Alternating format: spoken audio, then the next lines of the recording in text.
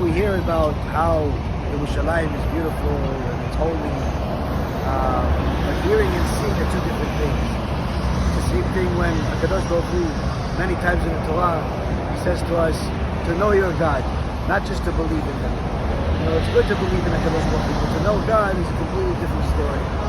Because knowing is something that you live, whereas believing is something that comes and goes, depending on the times.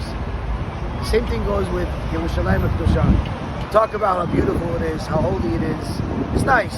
But the reality is that once you're here and you see all of the holy Jewish people in the streets, little religious kids, parents, secular people here and there, all types of people here, but the dust here is holy. The buildings are holy. Everything is just a completely different world. I guess the question that we have to ask ourselves, how can we make our own backyards, our own homes, holy? I mean, we can never get to the degree of Yerushalayim, because Yerushalayim obviously has a Kadosh Baruch Hu Shechina on it at all times, as the Kadosh Baruch Hu promises to always watch Eretz Yisrael, specifically Yerushalayim, day and night, and not even have a malach supervising it. It's Him Himself, but still, none of us are in a position to move wherever we want at all times, needless to say, to Yerushalayim. But that doesn't mean that we can't make our own backyards, our own homes holy. So the big question is, what makes this land so special? What makes this area, this community, this city so holy? What is it about it? You can't say it's the people, because there are religious people everywhere. There are all types of religions. You can't say it's just the Jewish people, because there are Jewish people everywhere. And some are better than others, some are holier than others, some not so much. Some are like the Reshaim, like Bernie Madoff and Manus Friedman.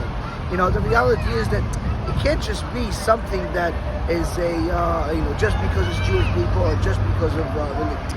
So I guess the question is, what's missing in our own backyards?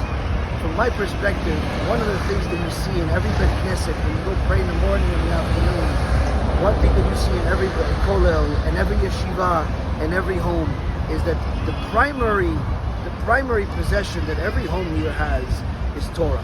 The primary manual that every home here has is Torah. The primary instructions that everyone here has is Torah. The primary instructions that the land itself lives on is Torah. And if we ourselves take this Torah and not only apply it to our lives where we make time for it, but rather we make time for the rest of the world, because Torah becomes our life. Torah becomes our foundation. Torah becomes our instructions for day-to-day life.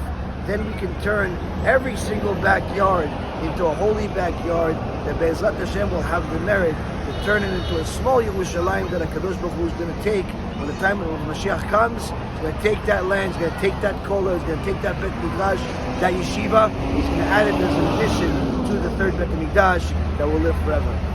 Thank you very much for listening. BeEzrat HaShem, Na'aseh v'Natzliach.